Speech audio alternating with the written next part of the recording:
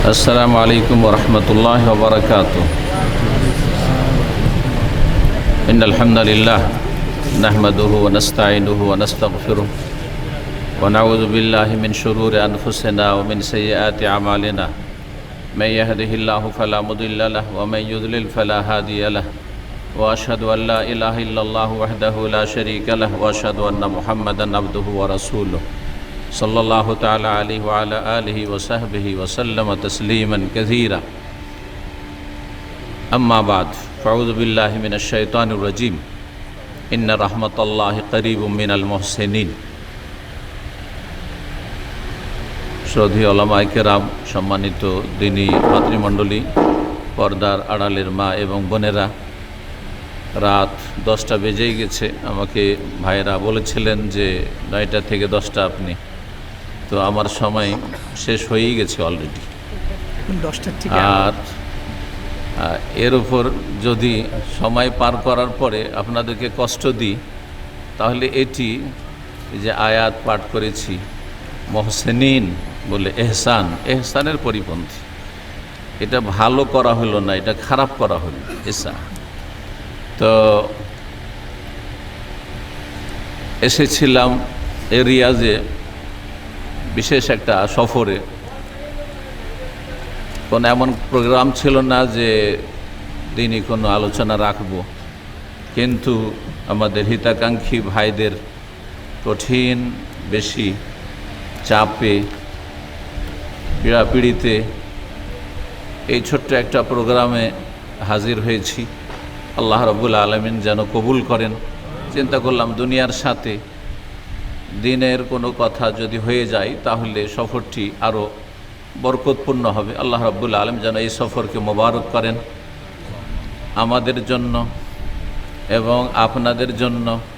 আর বিশেষ করে এই ওসিলাই সম্মানিত দায়ী ভাইদের সাথে, যাদের অনেক আমার চাইতে সিনিয়রও আছেন, জুনিয়রও আছেন, সাথী বন্ধুরা আছেন, আগের পরের সবার সাথে আলহামদুলিল্লাহ দেখা সাক্ষাতের সুযোগ হয়ে গেল। দিনী ভাইরা রয়েছেন, কোরআন সুন্নাহর অনুসারী সালাফি আহলুল হাদিস ভাইরা রয়েছেন, তাদের সাথে দেখা হয়ে গেল।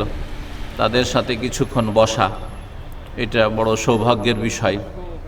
তো এই উদ্দেশ্যেই এখানে উপস্থিতি। আল্লাহ রাব্বুল আলামিন যেন এই মজলিসকে কবুল করেন এবং এই মজলিসের পিছনে যেসব ভাইদের শ্রম রয়েছে, মেহনত পরিশ্রম রয়েছে, আর বিশেষ করে আমার শ্রদ্ধেয় ভাই শেখ বুরহান মাদানী হাফিজাহুল্লাহ তাআলা আর তার সাথী সঙ্গীরা যে নাসিমে রয়েছেন, তাদের শুকরিয়া আদায় করি, জাযাকুমুল্লাহ খায়রান। আর তার সাথে রিয়াজের যেসব ভাইরা সার্বিক সহযোগিতা রয়েছেন, তাদের সকলের শুকরিয়া আদায় করি। আর শুকরিয়া আদায় করি আমাদের সাথী ভাই সম্মানিত দায়ীগণ, ওয়াফাকাহুমুল্লাহ তাআলা লিকুল্লি খায়র, তাদের যে তারা মূল্যবান সময় দিয়েছেন। তাদের অনেকের সাথে আগে কথা হয়েছে, অনেকের সাথে হয়তো কথার সুযোগ হয়নি, কিন্তু এই সুযোগে দেখা সাক্ষাৎ আল্লাহ রাব্বুল আলামিন যেন আমাদের এটিকে তার সন্তুষ্টির জন্য কবুল করেন। আমি আজকে এই অল্প সময় এহসান সম্পর্কে আলোচনা করব।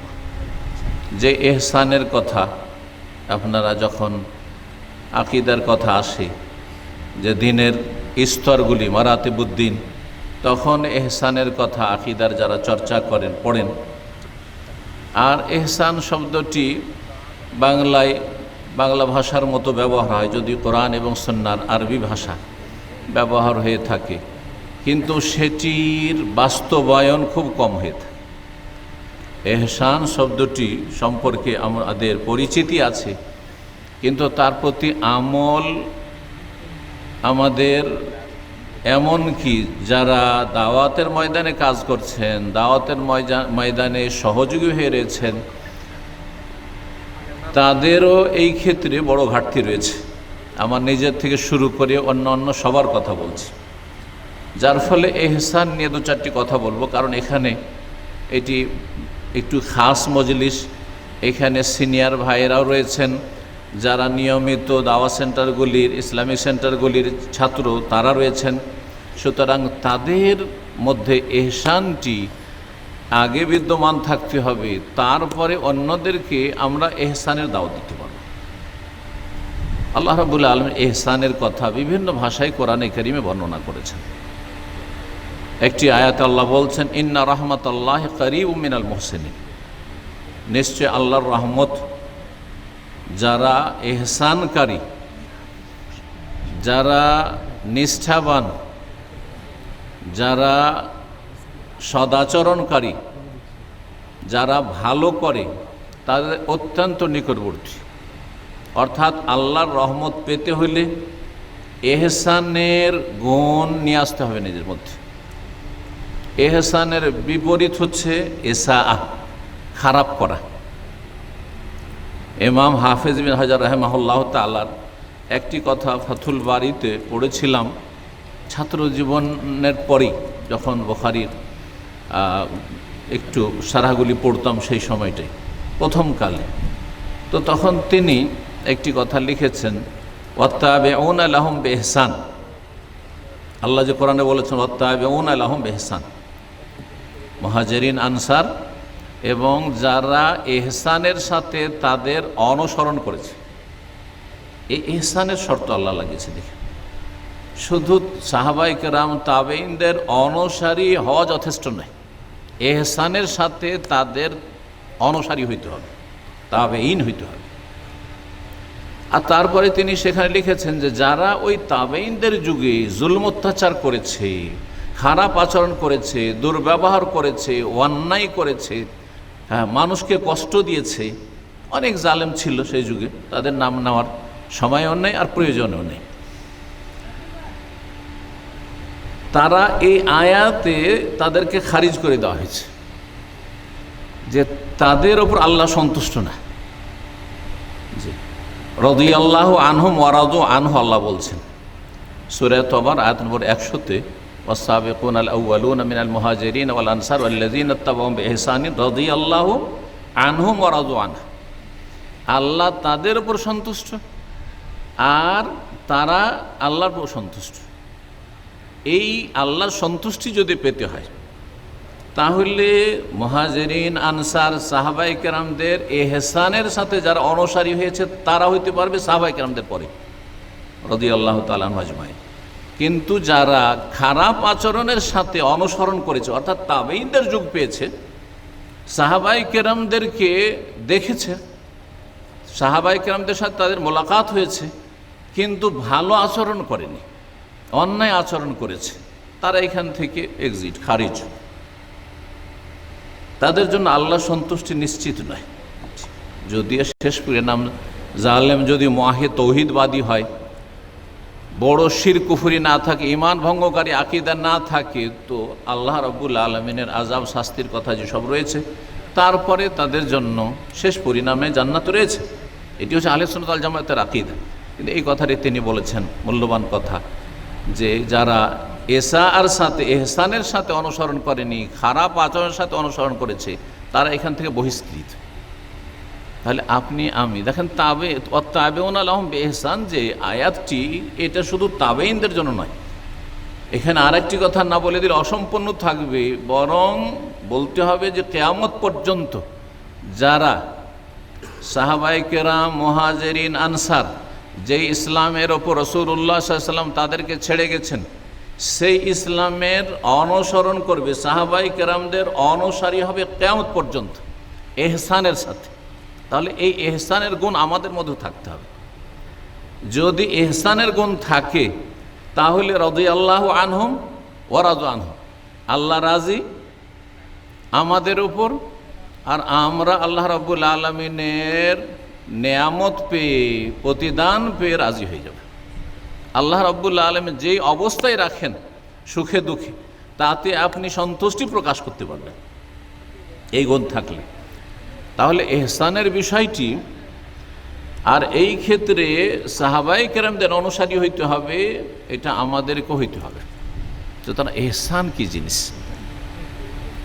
এহসানকে ওলামারা দুই ভাগে ভাগ করেছেন, এহসান মা আল্লাহ আর এহসান মাহাল খালক।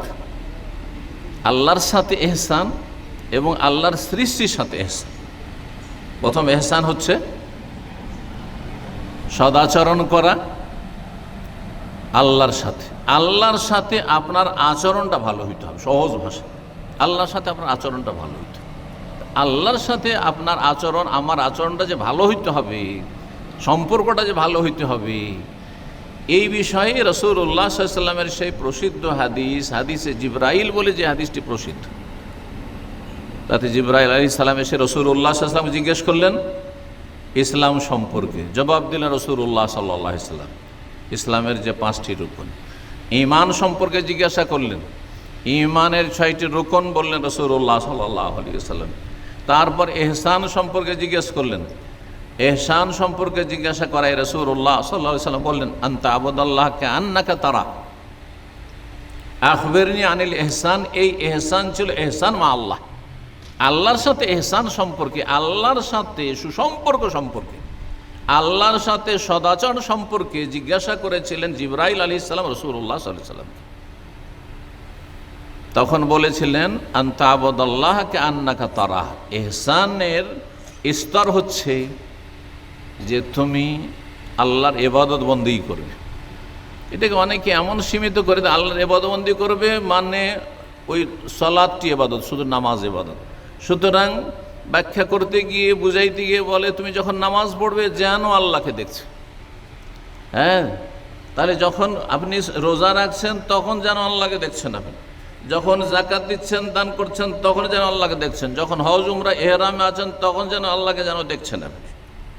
ফাইনলাম তখন তারা, আর যদি এই স্তরে না পৌঁছিতে পারেন তো কমপক্ষে আল্লাহ আপনাকে দেখছেন এই বিশেষ বিশেষ ইবাদতের অবস্থায়। এই অর্থটি কিন্তু ভুল, কারণ মুমিনের পুরো জীবনটি হচ্ছে ইবাদতের জীবন।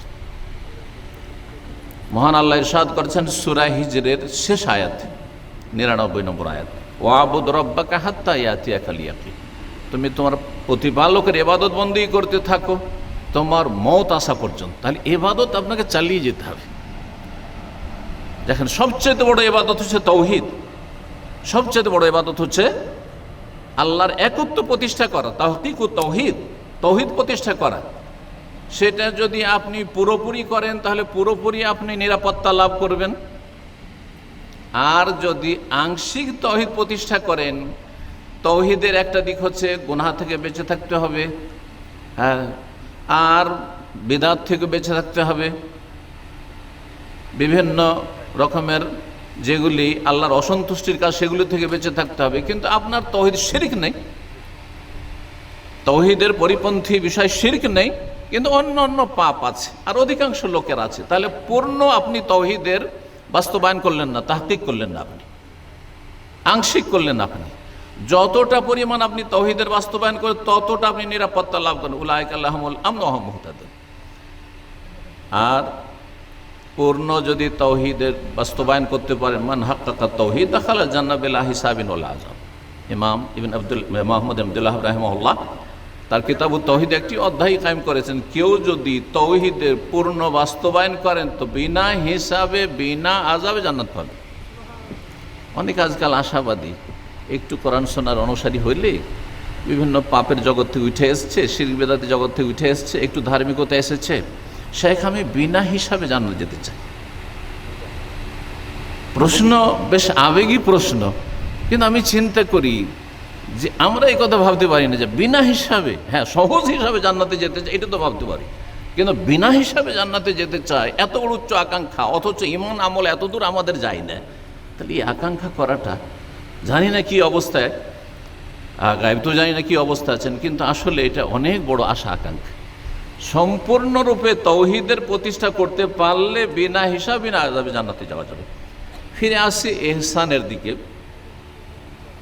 যে বলছিলাম যে আল্লাহ রাব্বুল আলামিনের সাথে ইহসান ইবাদত বন্দেগী মানে সীমিত ইবাদত বন্দেগী নয়, মানে পুরো লাইফটাই, পুরো জীবনটাই। আনতা আবুদাল্লাহ মানে আপনি একজন মুসলিম, আল্লাহর ইবাদত বন্দেগীর জীবন কাটাচ্ছেন। আপনি ব্যবসা বাণিজ্য করছেন হালাল রুজির জন্য, সেটাও আপনার ইবাদত বন্দেগীর জিন্দেগি। আপনি এখান থেকে বাসা যাবেন আর ঘুমাবেন, এই ঘুম এই জন্য দেবেন যে ঘুমটা এখন দিয়ে নিলে আমি তাহাজ্জুদে উঠে যেতে পারবো, ফজরে উঠে যেতে পারবো, আর তারপরে কালকে ডিউটিটা ঠিকভাবে করতে পারবো, রুজিটা আমার হালাল হবে। আপনার এই ঘুমটাও আপনার ইবাদতের জিন্দগি, সওয়াবের জিন্দগি। এই জন্য মুমিনের দুনিয়ার যে কোনো কাজ যদি সৎ নিয়তের সাথে হয় সেটা সওয়াবের কাজ। হাত্তা লোকমা, নবী সাল্লাল্লাহু আলাইহি ওয়াসাল্লাম বলছেন, এক লোকমা খাবার আপনি জুটাচ্ছেন আপনার স্ত্রীর জন্য, আপনার ছেলে মেয়েদের জন্য, বা উঠিয়ে দিচ্ছেন আপনি, হ্যাঁ, ভালোবাসাকে বাড়ানোর জন্য, সেটাও সাদাকা। নবী সাল্লাল্লাহু আলাইহি ওয়াসাল্লাম বলেছেন। এমনকি সহবাস, সেটাকেও সাদাকা বলছে রাসূলুল্লাহ সাল্লাল্লাহু আলাইহি ওয়াসাল্লাম। অফি বুদে আহাদিকুম সাদাকা, রাসূলুল্লাহ সাল্লাল্লাহু আলাইহি ওয়াসাল্লাম বলছেন। এই সাদাকা কোন সাদাকা? তাহলে বোঝা গেল যে মুমিনের পুরো জীবনটাই হচ্ছে ইহসান মা আল্লাহর জীবন। আনতা আবুদাল্লাহ কান্নাকা তারা। ইহসানের পর্যায়ে যদি পৌঁছতে চান, যেন সব সময় আল্লাহ আপনাকে দেখছেন। সব সময় ঘুমিয়ে থাকলেও আল্লাহ দেখছেন, মসজিদে থাকলেও আল্লাহ দেখছেন, হ্যাঁ, সবার সামনে এখানেও আল্লাহ দেখছেন। আর নির্জনে আপনি স্মার্টফোন আর সমস্ত রকমের সোশ্যাল মিডিয়ার ফ্যাসিলিটি নিয়ে বসে আছেন, আর তাতে সামনে নোংরামি আসছে আর সেগুলো আপনি দেখতে আছেন। ভালো আসলে সেটাকে আপনি ইগনোর করছেন, উপেক্ষা করছেন, মন্দটা দেখছেন। সেখানেও আপনাকে আল্লাহ দেখছেন, আর আপনি আল্লাহকে দেখছেন। আনতাও কান্নাকা তারাও। এই পর্যায়ে তো দূরের কথা, এখন দ্বিতীয় পর্যায়ে আসেন। ফাইনলাম তাকুন তারাহ ফাইন ইয়ারাক। যদি এমনটা হয় যে এই স্তর পৌঁছিতে পারছো না, যে তুমি আল্লাহকে যেন দেখছো। আল্লাহকে দেখছো এর অর্থটা কি? যেন দেখছো এর অর্থ কি? ধরে নেন যদি আপনাকে উদাহরণ দেওয়া হয় যে আপনি দেশের রাজা এখানে চলে এসছেন, দেশের রাজা এখানে চলে এসছেন, আর চোখের সামনে আপনি দেখছেন, তাহলে আপনার অবস্থাটা কেমন হবে? আপনার সেখানে চলাফেরাটা কেমন হবে? আপনার সেখানে কাজকর্মগুলি কেমন হবে? আপনার কোম্পানিতে আপনার মালিক চলে এসছে, তখন আপনার কাজকর্ম কেমন? আপনার চলাফেরা কেমন? আপনার লেবাস পোশাক কেমন? আপনার কথাবার্তা কেমন? সাথী সঙ্গীদের সাথে এমনি যেমন ফ্রি হয়ে কথা বলেন, আপনার বস এসে বসে যখনই কথা বলবে সেভাবে চিন্তা করুন তো দেখি। আচ্ছা, ওটা তো গেল যে আল্লাহ রাব্বুল আলামিন কে দেখছির কথাটিও। ফাইনলাম তাকুন তারাহু ফাইন্নাহু ইয়ারাক। যদি এটা না হয় তাহলে কমপক্ষে আল্লাহ দেখছেন। ক্যামেরা লাগানো আছে, আমাদের এখানে ক্যামেরা লাগানো আছে, দুটো করে ক্যামেরা লাগানো আছে, হ্যাঁ, সব কিছু আল্লাহ। ফাইন্নাহু ইয়ারাক, আল্লাহ দেখছেন। আল্লাহ দেখছেন। আপনার স্ত্রী দেখে নেবেন, বেশ কিছু জিনিস আপনি দেখছেন, ওর সামনে দেখছেন নাকি? মেসেজ, যে মেসেজ আপনি স্ত্রীকে শোনাতে চান না, নিজে শুনতে চান, এটা আপনি স্ত্রীকে দেখাচ্ছেন না। ছেলে মেয়ে আমি খারাপ দেখি, কিন্তু আমার ছেলে মেয়ে যেন খারাপ না হয়, আমার ছেলে মেয়ে যেন খারাপ না দেখে, সেই জন্য ছেলে মেয়ের সামনে ওগুলো দেখবেন না, আপনি লুকিয়ে লুকিয়ে দেখছেন। মানুষকে এত লজ্জা করছেন, কিন্তু রবের সামনে ফাইন্নাহু ইয়ারাক, আল্লাহ দেখছেন। এটা হচ্ছে সর্বনিম্ন ইহসান।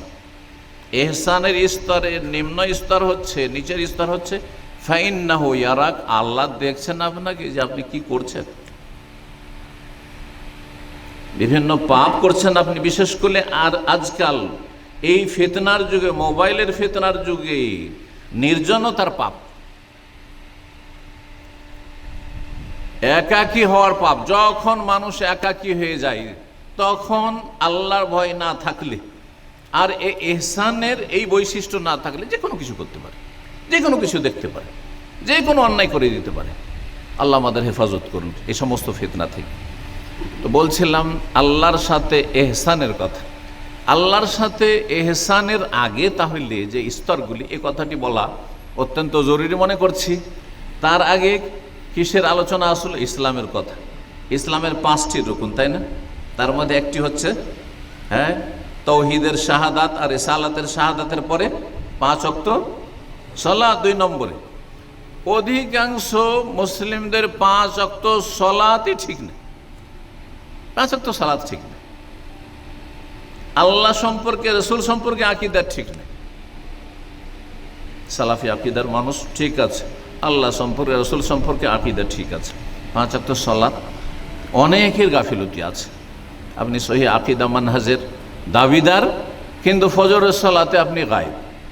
ফজরের সালাতে গোটা মাস আপনি হাজির হতে পারেন না, তাহলে এহসানে যাওয়া তো দূরের কথা, এহসানের নিম্ন স্তরে যাওয়া দূরের কথা, ইমানের স্তরে যাওয়া দূরের কথা, আপনি ইসলামের স্তরে পুরো করে আসতে পারেননি। সিঁড়ি দিয়ে উঠে আসছেন, ইসলামের স্তরই তো পার করতে পারেননি আপনি। তারপরে ইমানের স্তর আসলো, ইমানের 6টি রুকন। তারপরে ইমানের 70-এর বেশি শাখাগুলি আসলো, যাতে ইমান ইসলামের এবং মুসলিম জীবনের ইসলামের বিধিবিধানের সব কিছু চলে আসছে। প্রায় 70-এর বেশি শাখা প্রশাখা যদি বিস্তারিত দেখা হয় এবং বিস্তারিত চর্চা করা হয়, পড়াশোনা করা হয়, তাহলে ইমান ইসলামের সব কিছু প্রায় চলে আসছে তাতে। একজন মুসলিমের জীবনের করণীয় বর্জনীয় সব কিছু চলে আসছে তাতে। তাহলে মোটামুটি তাহলে আপনি অনেকটা এগিয়ে চলে গেছেন। তারপরে তখন এহসানের স্তর, এই এহসান সম্পর্কে বলছিলাম, রবের সাথে তখন এহসান যে আল্লাহ সব সময় আমাকে দেখছেন, এই কথা এমন ঈমান ইয়াকিনের সাথে যে জাহান্নামের সামনে আমাকে আপনাকে যদি রেখে দেওয়া হয়, এমন জায়গায় রেখে দেওয়া হয় যেখানে চারিদিক থেকে বিপদ ঘনিয়ে আসছে, আর কোনো মুক্তির রাস্তা পাচ্ছেন না, সেখানে এইরকম জায়গায় চোখের সামনে যেমন দেখছেন, তেমনই আপনাকে মনে করতে হবে যে আমি পাপের কাছে যাওয়া, গুনার কাছে যাওয়া, গুনায় লিপ্ত হওয়া মানে আল্লাহর আযাবের আমি সম্মুখীন হইলাম, আল্লাহর আযাবের সম্মুখীন হইলাম। আল্লাহ রাব্বুল আমাদেরকে তৌফিক দান করেন। এহসান মা আল্লাহ আজকে মূলত আমার উদ্দেশ্য ছিল না, কিন্তু কথাগুলি দীর্ঘ সময় তো এহসান মা আল্লাহ সম্পর্ক হইল। এহসান মা আল খালক, দ্বিতীয় দিক হচ্ছে বা দ্বিতীয় প্রকার এহসান হচ্ছে আল্লাহর সৃষ্টির সাথে এহসান করা। সৃষ্টির মধ্যে সবচাইতে উত্তম সৃষ্টি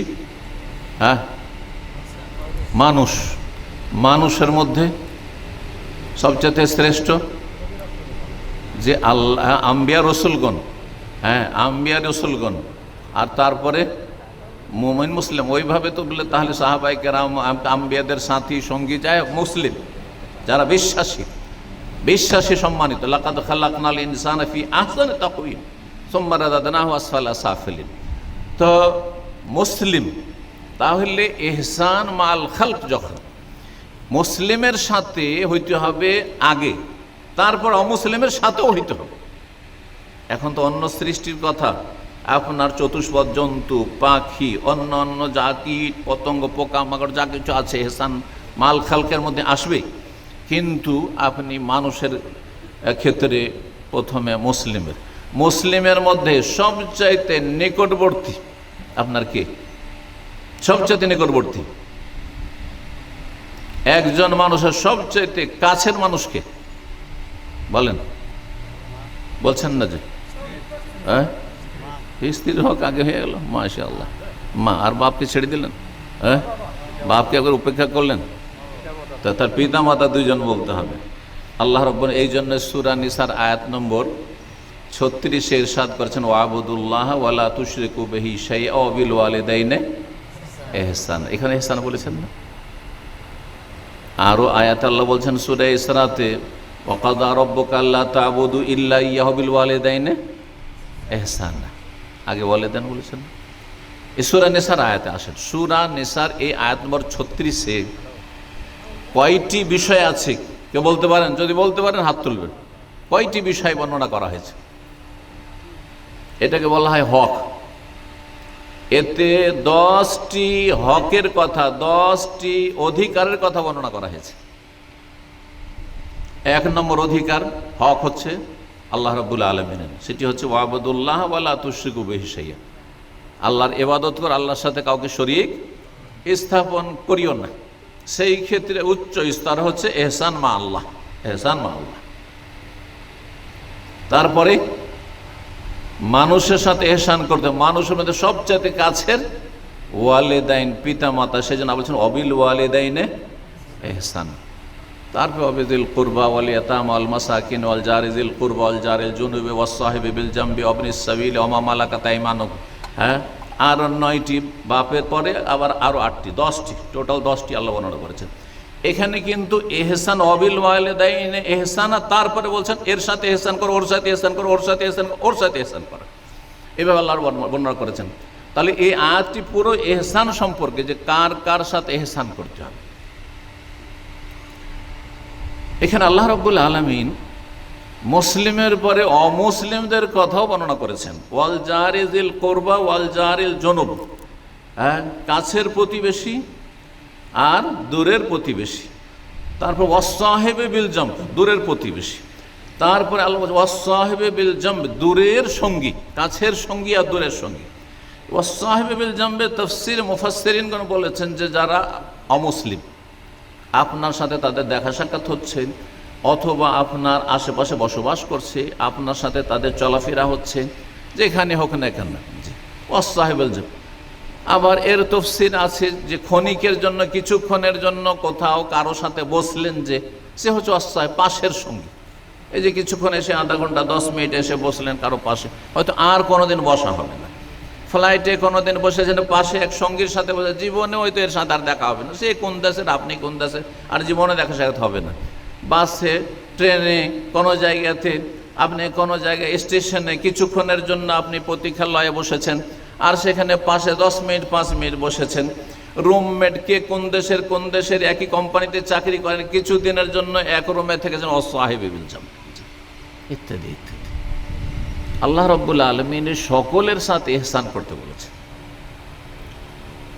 তাহলে আমি আমার কথাকে দাওয়াতি ময়দানে যারা কাজ করছেন তাদের জন্য গুছিয়ে নিয়ে আসি, কারণ এর বেশি এ সম্পর্কে যদি আলোচনা করা যায় সারা রাত পার হয়ে যাবে, সকাল হয়ে যাবে, আলোচনা শেষ হবে না। ইহসান সম্পর্কে গুছিয়ে নিয়ে আসি আমাদের দিনী ভাই যারা বিশেষভাবে দাওয়াতি ময়দানে কাজ করছেন আর কাজ করার চেষ্টা করছেন, দাওয়াতি আগ্রহ আছে, অর্থাৎ সূরা আসরের যে 4টি বিষয় রয়েছে তার প্রথমটি পার করে এসেছেন, দ্বিতীয়টি পার করে এসেছেন, আর তারপর তৃতীয় ময়দানে নেমেছেন। জি, কি আছে সূরা আসরে?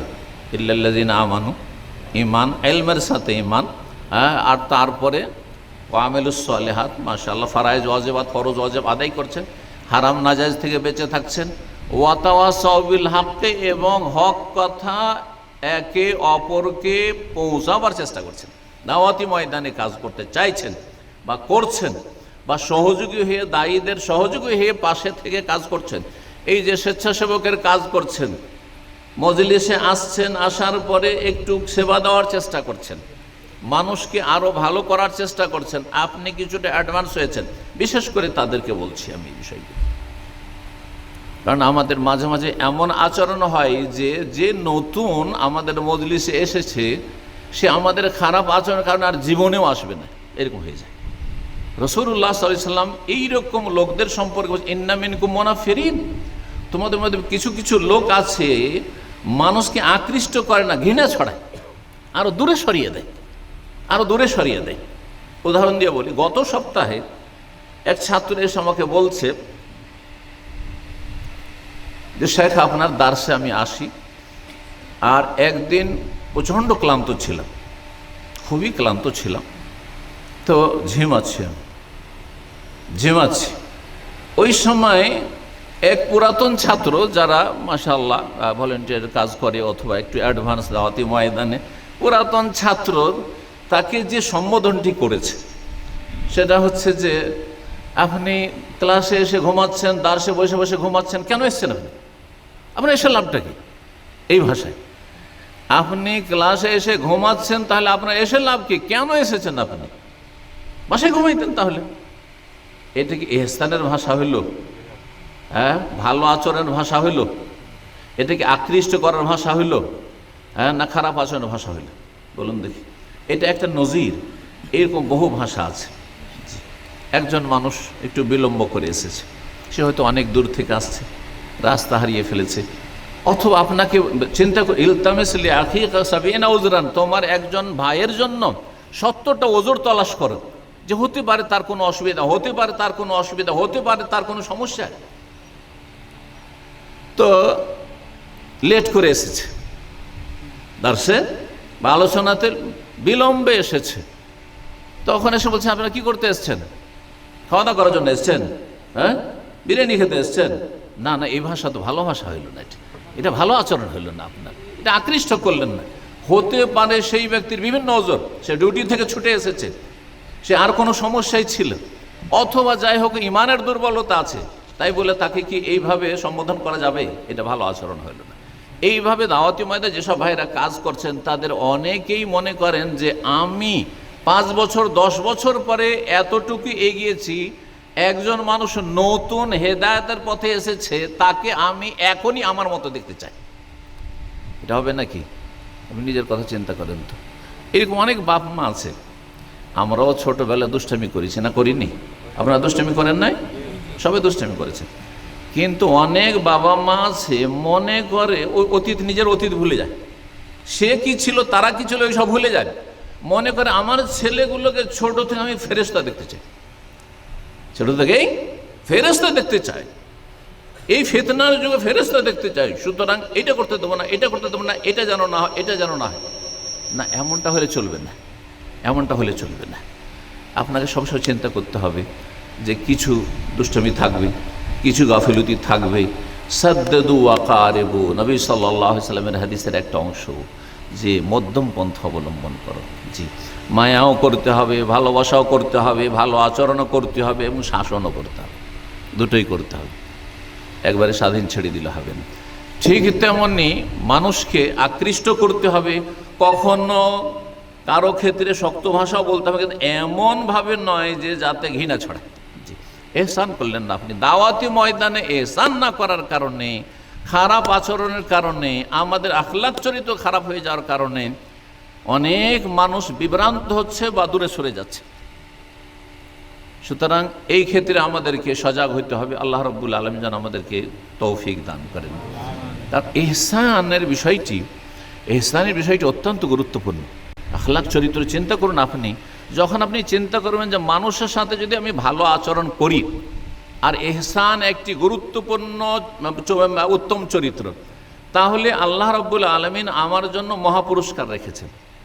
সেই ফজিলতগুলি আমাকে আপনাকে সামনে রাখতে হবে।